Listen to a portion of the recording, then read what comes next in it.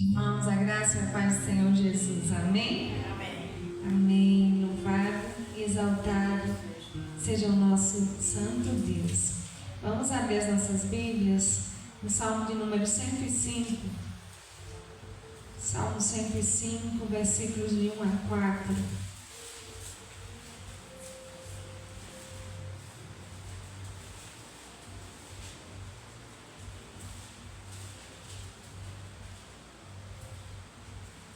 Amém? Diz assim: rendei graças ao Senhor, invocai o seu nome, fazei conhecidos entre os povos os seus feitos, cantai-lhe salmos, narrai todas as suas maravilhas, gloriai-vos no seu santo nome, alegre-se o coração dos que buscam o Senhor, buscai o Senhor e o seu poder, buscai perpetuamente a sua presença. Louvado, exaltado é o nosso Deus, né? Nós queremos nessa noite render graças, como diz o salmista, render graças ao Senhor pela sua bondade, pela sua misericórdia, pela sua graça sobre nós. Queremos nessa noite invocar o nome santo e bendito do nosso Deus, cantar louvores ao seu nome, porque Ele é digno de toda a honra e de toda a glória, e buscá-lo. Quando nós nos reunimos, nós buscamos ao Senhor em comunhão uns com os outros. Nós o buscamos diariamente na nossa casa, mas em comunhão é algo precioso, é um privilégio podermos estar em comunhão para invocarmos e buscarmos o nome do Senhor. Que nós possamos buscá-lo, buscar a sua presença perpetuamente, como diz aqui no versículo 4. Que esse seja o desejo incessante dos nossos corações, buscar o Senhor em todo o tempo. Amém? Vamos orar ao Senhor nesse momento, fazer uma oração de louvor, de gratidão a Ele pela sua bondade, sua misericórdia, render a Ele graças e louvor. Soberano Deus, eterno Pai, nós te louvamos, exaltamos a Ti, porque só o Senhor é digno de toda honra, de toda glória, de todo louvor e de toda exaltação. Rendemos graças a Ti, Senhor, pela Tua bondade, pela Tua misericórdia, pelo Teu cuidado para conosco. Nós queremos, ó Deus, agradecer ao Senhor de todo o nosso coração. Nos reunimos aqui nessa noite, Senhor Deus, em Teu santo nome, pois entendemos que quando estamos reunidos, ó Deus, dois ou mais em Teu santo nome, o Senhor se faz presente. E é em Teu nome que nós nos reunimos nessa noite, Senhor, porque queremos buscar mais de Ti, porque queremos buscar mais da Tua doce presença. Que o Senhor, Deus, nessa noite encontre corações, ó Deus, abertos a receber o melhor do Senhor para as nossas vidas. E que nós saiamos daqui dessa noite, ó Deus, renovados, revigorados, fortalecidos, animados, ó Deus, para o louvor da Tua glória. Ó Deus, que o Senhor nos visite com graça e unção, em nome de Jesus. Amém. Amém. Louvado seja o nosso Deus. Vamos adorar o Senhor, dizer a Ele que nós agradecemos por tudo, pela salvação em Cristo Jesus principalmente. Amém.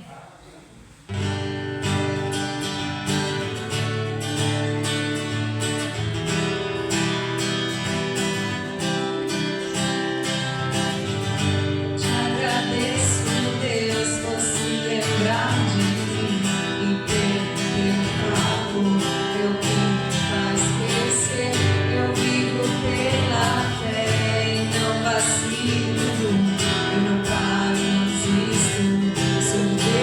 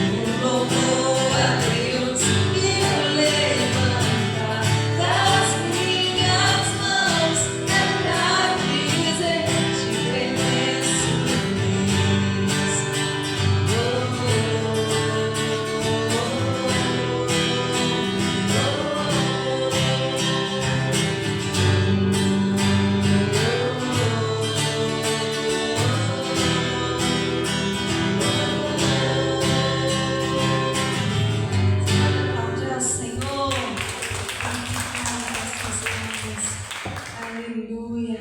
Que pertencemos a Ti, Senhor. Queremos mais de Ti, desejamos mais de Ti. Nós estamos aqui, sedentos de Ti. Vem, ó Deus, enche este lugar. Meu desejo é sentir Teu poder, Teu poder.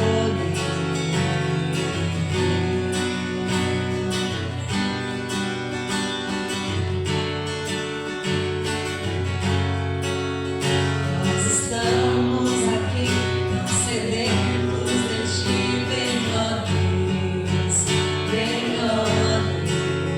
enche este lugar. Meu desejo é sentir Teu poder, Teu poder. Então vem me incendiar, meu coração é o Teu altar. Quero ouvir o som do céu, Tua glória contemplar. Então vem me incendiar, meu coração é o Teu altar. Quero ouvir o som do céu, Tua glória contemplar. Nós estamos aqui, tão sedentos de Ti. Vem, ó Deus, enche este lugar. Meu desejo é sentir Teu poder, Teu poder. Então vem me incendiar, meu coração é o Teu altar. Quero ouvir o som do céu, Tua glória contemplar. Então vem me incendiar, meu coração é o Teu altar. Quero ouvir o som do céu, Tua glória contemplar. Te damos honra, Te damos glória. Teu é o poder, pra sempre declare. Te damos honra, Te damos glória. Teu é o poder, pra sempre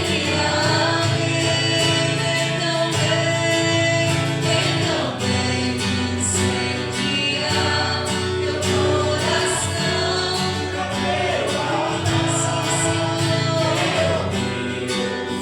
Aquece os nossos corações, aquece os nossos corações.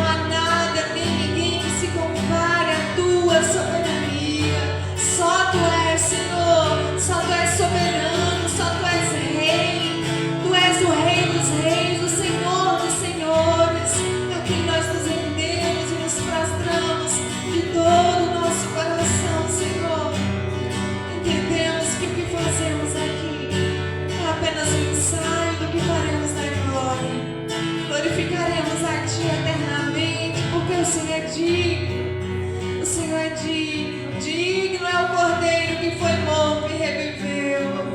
Digno é o Cordeiro que foi morto e reviveu. A Ele, pois, toda honra e toda glória. A Ele, pois, todo louvor, toda exaltação pelos séculos dos séculos. Aleluia. Louvado seja o teu nome, Senhor Deus. Louvado seja o teu nome, Senhor. Aleluia. Louvado seja o nosso Senhor, Rei dos Reis, Senhor dos Senhores, aquele que tem domínio de todas as coisas na palma das mãos. Dele é o reino, dele é o poder, dele é a glória. Aleluia. Como igreja tua, Senhor, nós te adoramos nesse lugar. Como igreja tua, nós nos rendemos aos teus pés. Os anjos se abalam, os pés se curvam, as vidas se abrem, as mãos se levantam para dizer que tu és o meu. Para dizer que tu és o Senhor. Os anjos se abalam, os tronos se curvam, as vidas se abrem, as mãos se levantam para dizer que tu és o meu. Para dizer que tu és o Senhor. Teu reino é sempre eterno, firmado em misericórdia, justiça e igualdade, bondade e fidelidade. A tua igreja te adora. A tua igreja te adora. Teu reino é sempre eterno, firmado em misericórdia, justiça e igualdade, bondade e fidelidade. A tua igreja te adora. A tua igreja te adora. Os anjos se abalam, os céus se curvam, as vidas se abrem, as mãos se levantam para dizer que tu és o meu. Para dizer que tu és o Senhor. Para dizer que tu és o meu. Jesus, para dizer que tu és o Senhor. Teu reino é sempre eterno, firmado em misericórdia, justiça e igualdade, bondade e fidelidade. A tua igreja te adora. A tua igreja te adora. Jesus, teu reino é sempre eterno, firmado em misericórdia, justiça e igualdade, bondade e fidelidade. A tua igreja te adora. A tua igreja te adora. Teu reino é sempre eterno, firmado em misericórdia, justiça e igualdade, bondade e fidelidade. A tua igreja te adora. A tua igreja te adora. Te adoramos, Senhor. Te bendizemos, Pai. Em nome de Jesus. Amém. Nós vamos cantar mais um canto. Enquanto isso, você pode procurar o Senhor, seu dízimo, sua oferta nessa noite.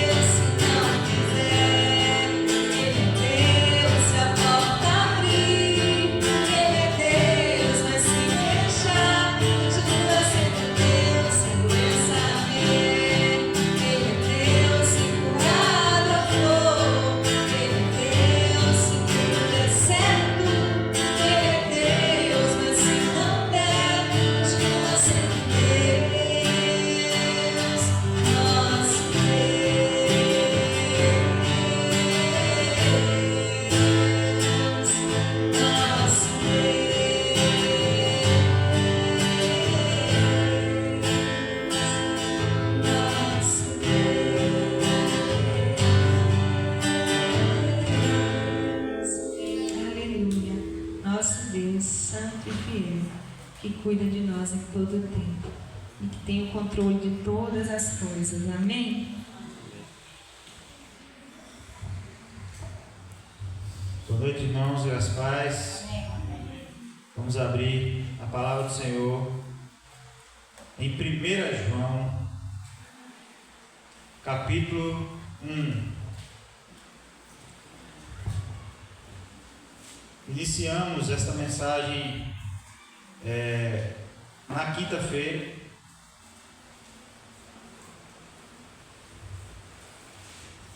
E aí a chuva não deixou. Então, ainda bem porque eu posso repetir o começo, porque tinha algumas pessoas que não estavam no dia, então eu posso repetir o começo novamente, para que a gente possa entender melhor o andamento da exposição do texto. Amém? 1 João capítulo 1, diz assim a palavra do Senhor: o que era desde o princípio, o que temos ouvido, o que temos visto com os nossos próprios olhos, o que contemplamos e as nossas mãos apalparam com respeito ao Verbo da vida. E a vida se manifestou, e nós a temos visto, e dela demos testemunho, e vô-la anunciamos a vida eterna, a qual estava com o Pai, e nos foi manifestada. O que temos visto e ouvido, anunciamos também a vós outros, para que vós igualmente mantenhais comunhão conosco. Ora, a nossa comunhão é com o Pai e com seu Filho, Jesus Cristo. Estas coisas, pois vos escrevo para que a nossa alegria seja completa. Ora, a mensagem que da parte dele temos ouvido e vos anunciamos é esta: que Deus é luz, e não há nele treva nenhuma. Se dissermos que mantemos comunhão com ele, e andamos nas trevas, mentimos e não praticamos a verdade. Se porém andarmos na luz, como ele está na luz, mantemos comunhão uns com os outros, e o sangue de Jesus, seu Filho, nos purifica de todo pecado. Se dissermos que não temos pecado nenhum, a nós mesmos nos enganamos, e a verdade não está em nós. Se confessarmos os nossos pecados, ele é fiel e justo para nos perdoar os pecados e nos purificar de toda injustiça. Se dissermos que não temos cometido pecado, fazemos-lo mentiroso, e a sua palavra não está em nós. Amém?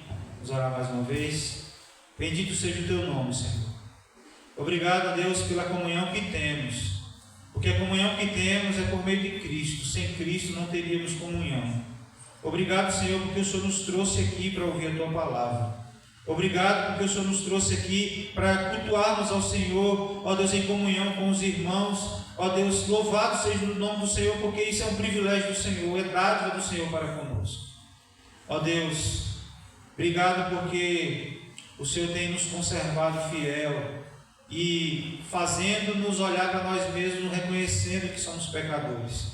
Porque isso vem do teu Espírito, e o teu Espírito, ó Deus, habita em nós, e por isso nós cremos nessas verdades, ó Deus, porque, ó Deus, se não fosse o teu Espírito Santo, estaríamos aqui escorados em nossa própria justiça. Mas nós sabemos, ó Deus, que o Senhor é fiel e poderoso para nos perdoar pecado, porque a nossa própria justiça não passa de um trapo de imundícia. Ó Deus, obrigado por nos fazer reconhecer essa verdade acerca de nós mesmos. Ó Deus, e pedimos que o Senhor nos molde a cada dia, por meio da tua palavra. Ó Deus, em nome de Jesus, edifica-nos nessa noite. Ó Deus, também por meio da tua palavra, em nome de Jesus. Amém. Amém. O apóstolo João, ele escreve essa carta com o intuito de afirmar a verdadeira comunhão com Deus e a verdadeira comunhão com os irmãos. As duas estão ligadas uma com a outra.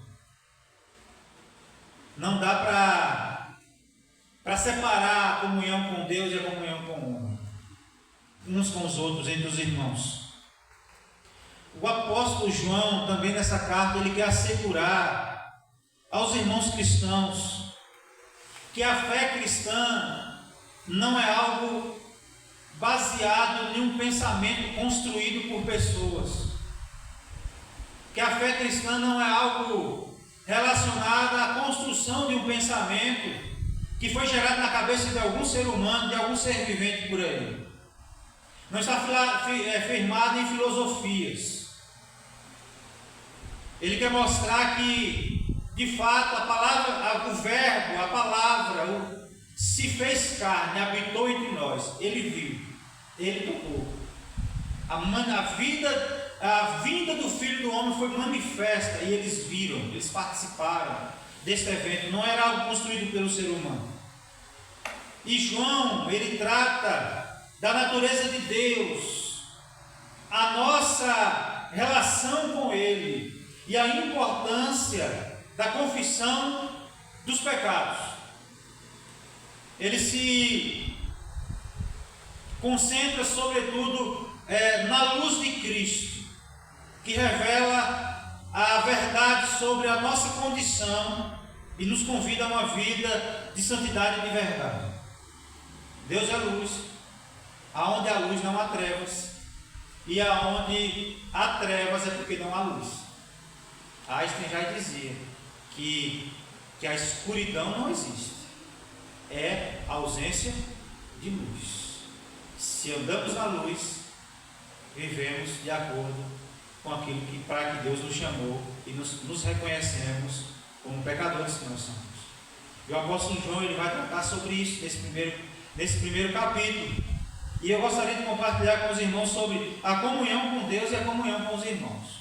Amém? A primeira coisa que João trata no texto é justamente essa, que está lá no versículo 1, que diz o que era desde o princípio, o que ouvimos, o que vimos com os nossos olhos, o que contemplamos e as nossas mãos tocaram, isto anunciamos a vós outros, a saber a vida eterna, a qual estava com o Pai e nos foi manifestada. O que o apóstolo João está dizendo aqui é que ele está dizendo que justamente isso, de que o cristianismo, que a nossa fé cristã, que a nossa fé no Senhor Jesus, ela não está afirmada em nenhuma filosofia, ela não saiu de um pensamento da cabeça de alguém. Ele está dizendo, a vinda de Cristo foi manifestada, a encarnação do Verbo foi manifestada e nós, apóstolos e discípulos do Senhor, a vimos. Não foi algo construído da mente humana, mas foi algo que foi construído da mente de Deus e nos foi revelado desde o princípio. Porque quando nós lemos desde o início da Bíblia, as Escrituras, elas já apontam para a manifestação de Cristo.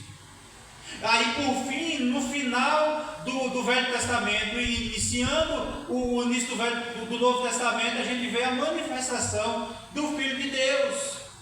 E que Jesus, por meio dos seus discípulos, ele diz: quem vê a mim, vê ao Pai.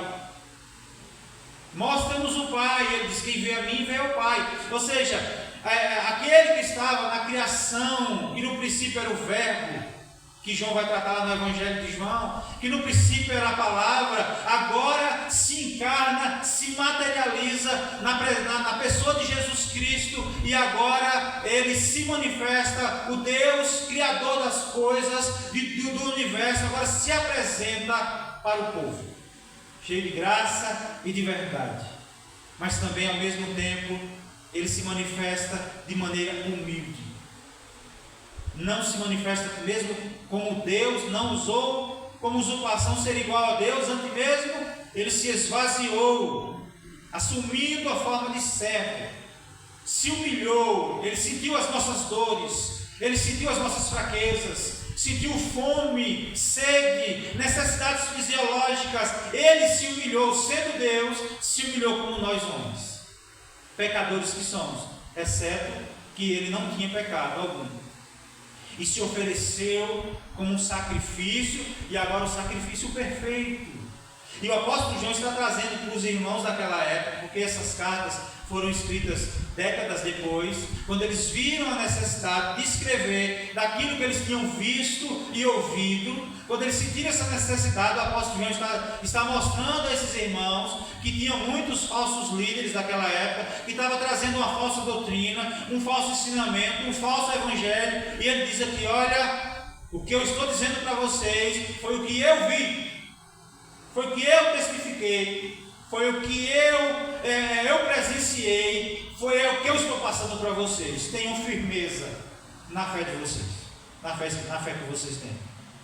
Irmãos, essa mensagem é maravilhosa, sabe por quê? Porque ela nos dá razão à nossa fé. A fé é o firme fundamento das coisas que se esperam e a certeza das coisas que não se veem. Parece que dizer isso, que razão à nossa fé, parece um paradoxo.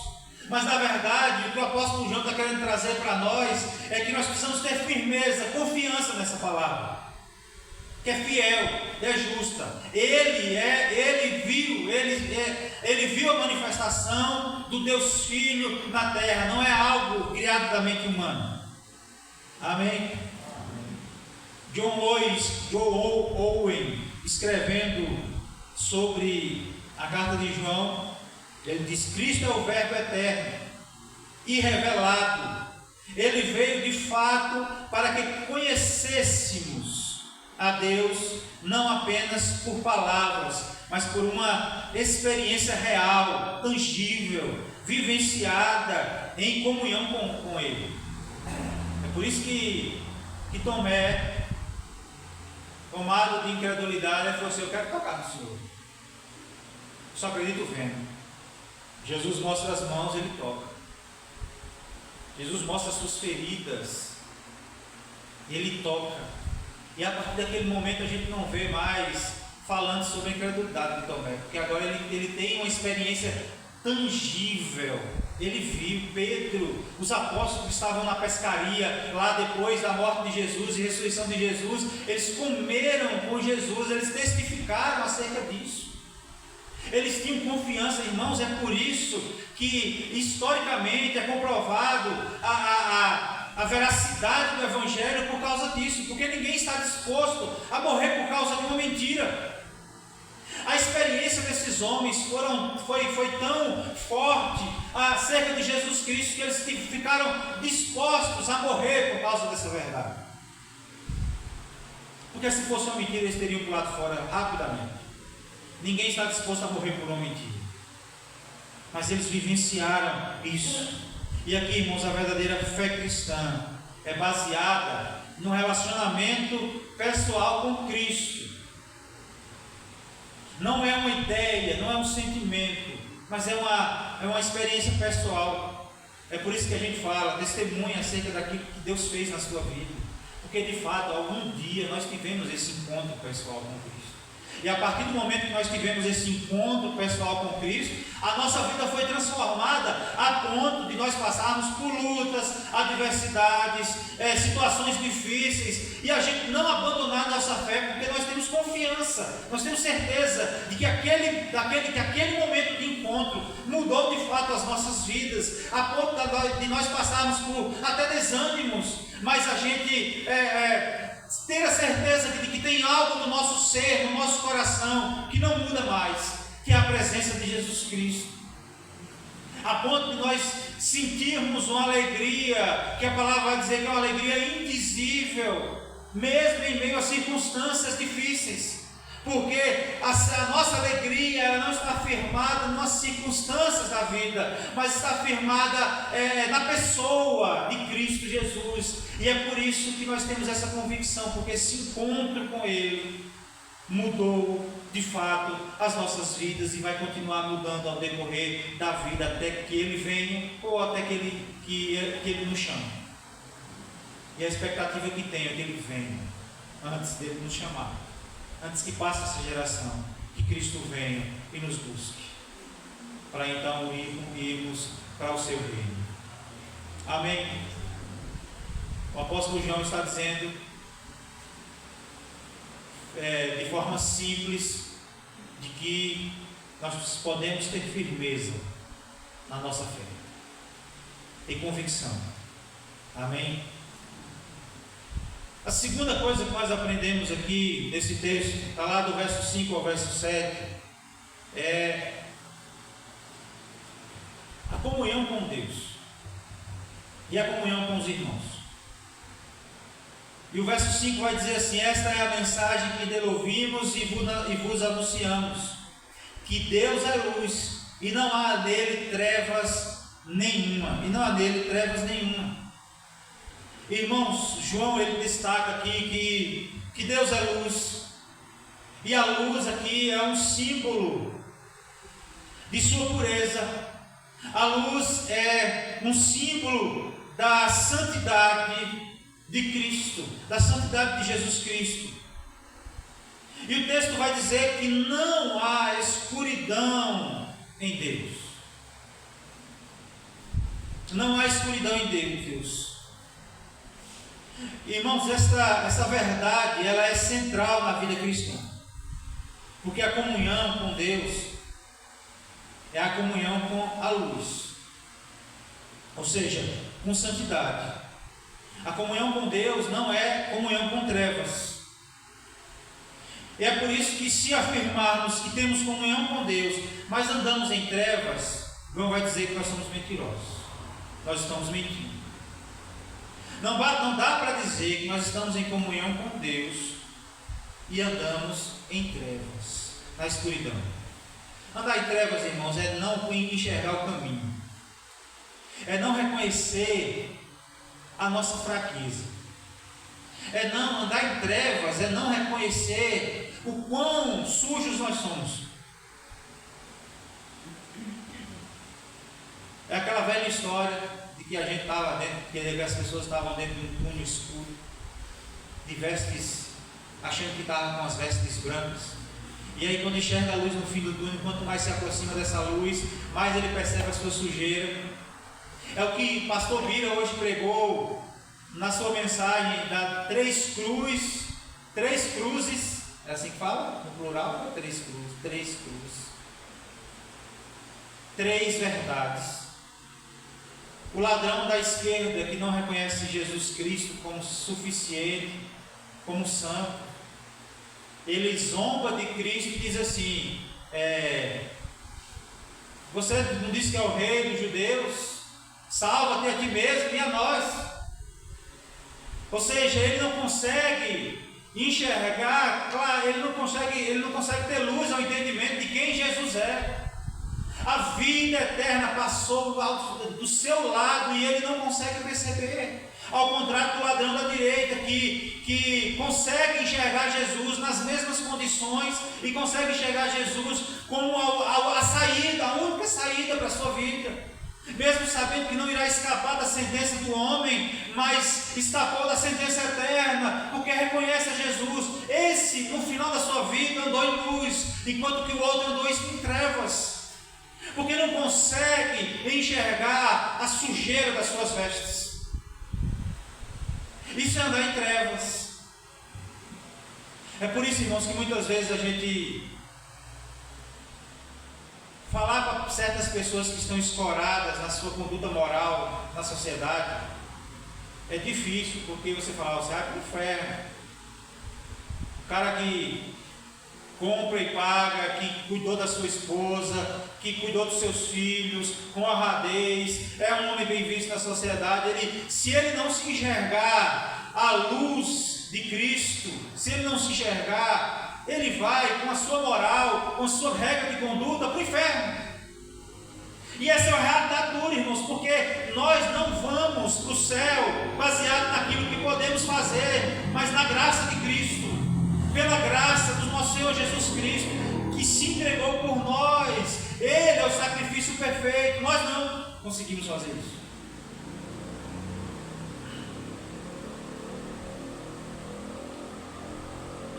Portanto, a comunhão com Deus, ela exige que andemos na luz, que vivamos uma vida de santidade. Amém. J.L. Packer,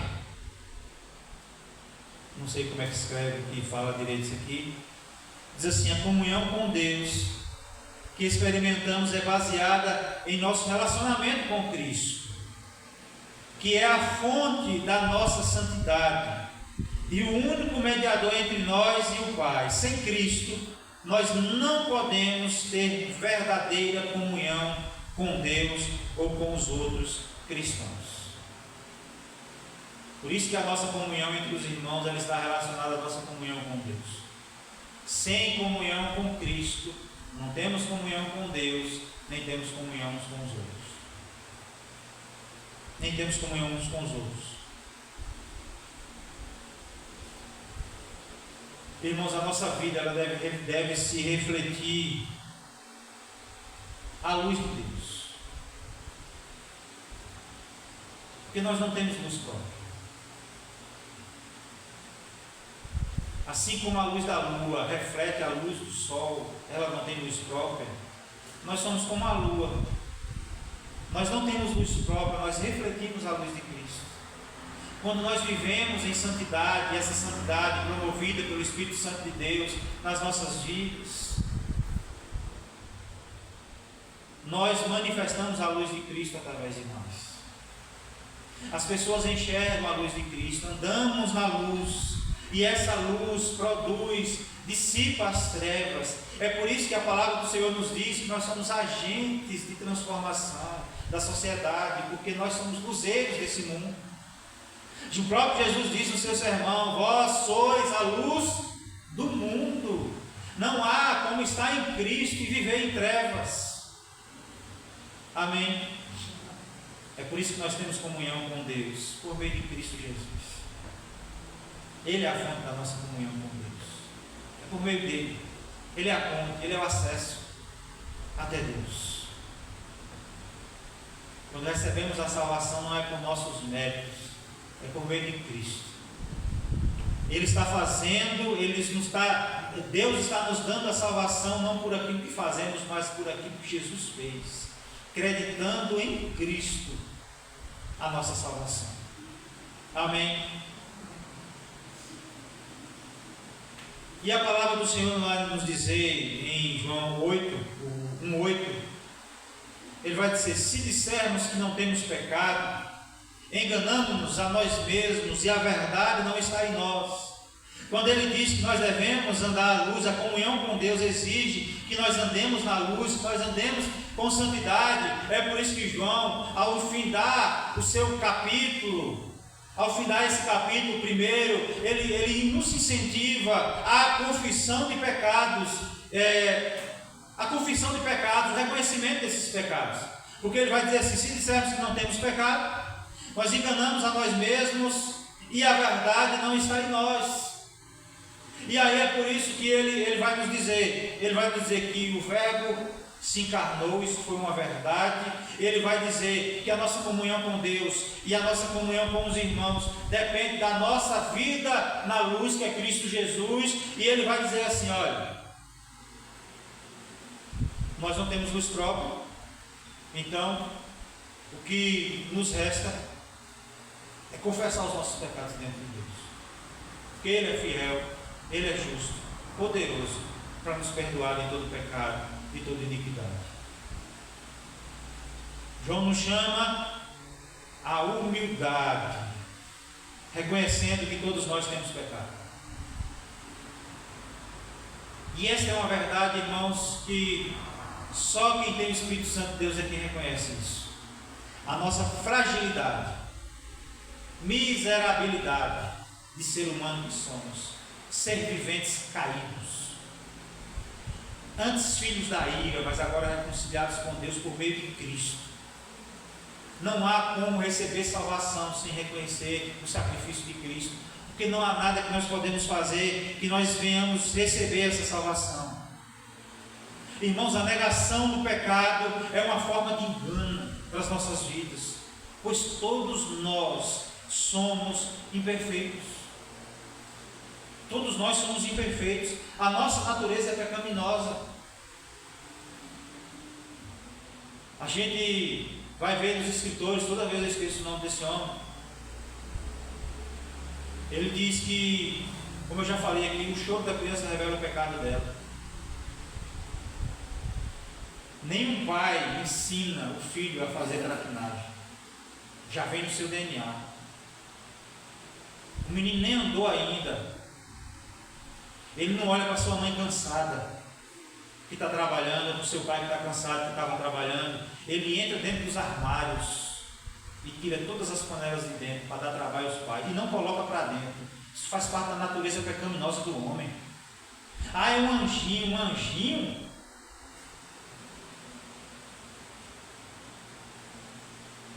É pecador. A primeira coisa que tem que levar quando nasce é um tapa para ver se chora. Pecador miserável precisa da graça de Deus, da misericórdia do Senhor. Sem pudor algum, ele tira as panelas. Essa aqui tirava as panelas e eu com a coluna ruim para colocar para dentro de novo. E, irmão, se tem uma coisa que eu tenho raiva, são duas coisas: colocar a panela no armário e tirar a panela do armário. Quando tem a panela que eu quero, que ela está debaixo é a última panela, dá até vontade de nem pegar mais. Tem um ganchinho que eu botei lá na cozinha assim, ó, tipo um penduradorzinho de toalha. Eu boto as panelas penduradas. Porque para mim, aí chega a tia de Amanda e fala assim: por que deixa essas panelas penduradas aí? Eu falei: é eu que mando deixar aí, porque está fácil de pegar. E a criança vai lá e destripa tudo. A natureza é pecaminosa, irmãos. Nós somos falhos, somos imperfeitos. E se nós não reconhecermos isso, é porque o Espírito Santo não fez a obra em nós. Se nós não conseguimos olhar para nós mesmos e reconhecer a nossa fraqueza. E John Calvino ele vai dizer assim, ó: a confissão de nossos pecados é uma verdadeira humilhação diante de Deus, conhecendo a nossa total dependência da graça divina. Ela não é uma mera formalidade, mas uma expressão sincera de arrependimento, uma rendição à misericórdia de Deus. O que Calvino está dizendo aqui, irmãos, que às vezes a gente ainda consegue, a gente é tão pecador que a gente ainda consegue construir uma rotina de confissão de pecados como uma formalidade.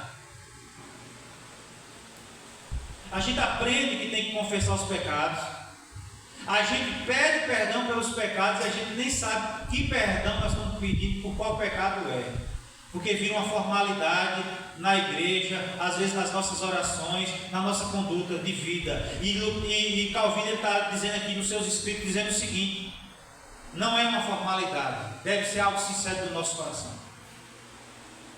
Se não for algo sincero do nosso coração, irmãos, sabe o que vai acontecer? Nós vamos permanecer no pecado. Nós estaremos sendo hipócritas, porque com a boca a gente vai confessar o nosso pecado, mas o nosso coração não. E aí ele diz assim: não é uma formalidade, mas é uma expressão sincera de arrependimento. Tem que ser expressão sincera de arrependimento. Tem que ser algo real, que saia, que brota de dentro do nosso coração, da nossa mente. Amém? Irmãos, preste atenção numa coisa: no dia que você achar que você não pecou, você acabou de pecar. Porque a palavra do Senhor vai dizer assim: se dissermos que não temos pecado, enganamos a nós mesmos, a verdade não está em nós, somos mentirosos. Se eu falar assim: eu não pequei hoje, você já mentiu, e a mentira é pecado, então você já pecou. Não há como se livrar do pecado a não ser pelo sangue do Cordeiro. Não há para se livrar. A Bíblia diz que em Cristo nós recebemos uma nova natureza, mas ainda convivemos com a velha natureza. Elas coexistem entre nós e elas lutam entre si. E quem mais a gente alimenta é quem prevalece. Se alimentamos a nossa carne, a carne prevalece. Se alimentamos o Espírito é quem vai prevalecer. Mas ainda assim permaneceremos pecadores, falhos. Vivemos uma vida transformada, vivemos uma vida de santidade, mas falhos, buscando a santificação. Até o último dia da nossa vida buscaremos a santificação, até que Jesus venha. Então receberemos um corpo santo, revestido de incorruptibilidade, preparado para o céu, então viveremos de forma santa, plena. Hoje parcialmente, mas amanhã na glória com Cristo, na glória depois da vida de Cristo, plenamente. Amém? E eu gostaria de concluir. O verso 9, João vai dizer assim: se porém andamos na luz, como Ele está na luz, temos comunhão uns com os outros, e o sangue de Jesus, seu Filho, nos purifica de todo pecado. O perdão e a purificação, ela não vem das nossas boas ações, mas do sangue do Cordeiro, o sangue de Jesus. Ele é o único que pode nos purificar de todo pecado. Irmãos, aqui nós podemos ter confiança nisso, porque às vezes é o seguinte: como a natureza pecaminosa que temos, às vezes nós falhamos contra o nosso próximo. Eu sempre falo aqui: eu posso decepcionar vocês podem nos decepcionar. Tem muita gente que está fora da igreja porque se decepcionou com alguém, mas não consegue compreender que eles não se decepcionaram com Cristo, e que eles não estão na igreja por causa de pessoas, mas estão lá por causa de Cristo.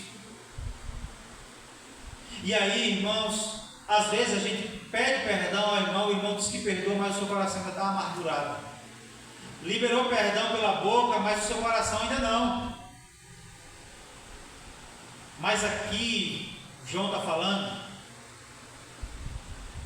de que em Cristo nós podemos ter confiança. Ele não é como nós. Se de fato confessarmos o nosso pecado, Ele é fiel para nos perdoar de todo pecado. Tem gente, irmão, sabe por que a gente precisa falar isso? Porque tem gente que Deus já perdoou, mas ela não se perdoou. O pastor Luciano, ele fala isso, ele já falou isso em uma das suas pregações. Para quem não sabe, o pastor Luciano já viveu um tempo fora da igreja, e ele diz que até hoje colhe os frutos de estar, o estigma de ter estado fora da igreja durante um tempo. Ele disse que durante 8 anos. E ele disse que quando ele voltou para a igreja, ele disse que passou um tempo, ele disse que ele não conseguia se perdoar diante daquilo que ele tinha feito esses anos todos. O tempo, a vida que ele perdeu fora da igreja, fora da comunhão com Deus e fora da comunhão com os irmãos. Ele não conseguia se perdoar, até que Deus ministre ao seu coração. Ele falou, nas palavras dele, ele diz assim: quer dizer que eu te perdoei e você não se perdoa? Corremos o risco de às vezes Deus nos perdoar e a gente não se perdoar, só porque nós estamos colhendo os frutos do pecado ainda. Como é que ele chama?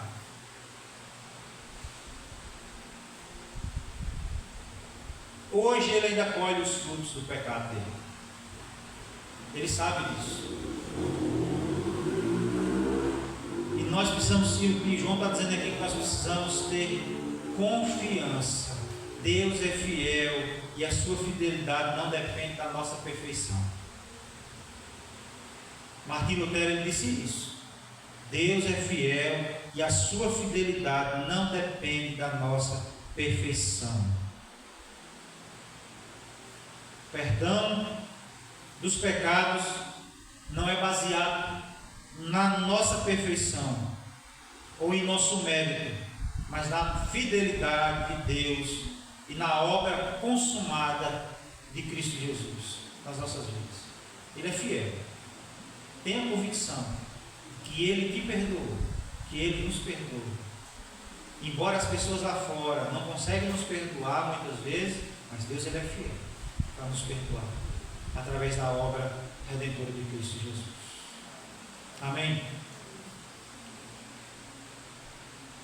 Que nós possamos viver à luz de Cristo, experimentando a verdadeira comunhão com Ele e a verdadeira comunhão com nossos irmãos. Amém? Vamos orar.